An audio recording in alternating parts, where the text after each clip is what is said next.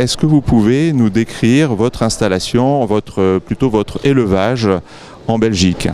En fait, à ce moment-là, je suis gérant sur une ferme avec des vaches laitières de 260 vaches, puis assez grand, plutôt grand aussi en Flandre. Mais bien sûr, moi je suis gérant là et le propriétaire, il fait encore une business de viande de veau. Mais moi, je m'occupe des vaches laitières.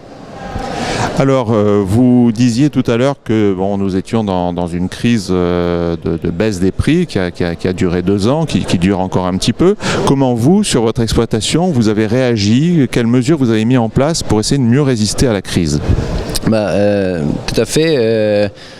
Il y a un mouvement, et pas que chez nous, qui est un peu un cercle vicieux, et on sait ça, mais c'est comme ça. On a grandi, et c'est quand même un peu bizarre, parce que tout le monde dit qu'il faut diminuer la production pour balancer la demande et la production. Mais sur le niveau des fermes, c'est quand même une idée de grandir au niveau de la ferme. Diminuer la production, ça veut dire avoir des costes qui sont plus hauts par litre, et pour moi c'est important qu'on a des costes qui sont plutôt bas chaque litre, puis on a monté à production. Et là, on est en train de battre avec une production moins chère que possible. Donc le troupeau a augmenté sur votre ferme?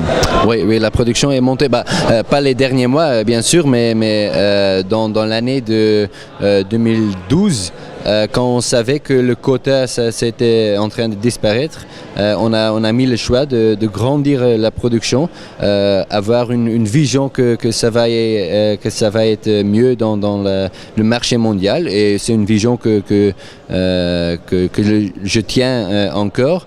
Mais bien sûr, on a eu la crise de Russie, la crise de Chine, qui a fait une situation qui est pas bon, c'est sûr.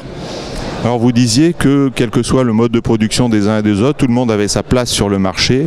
Mais est-ce que tout de même, vous n'avez pas l'impression que vous êtes dans une sorte de guerre économique entre les bassins laitiers, entre les pays?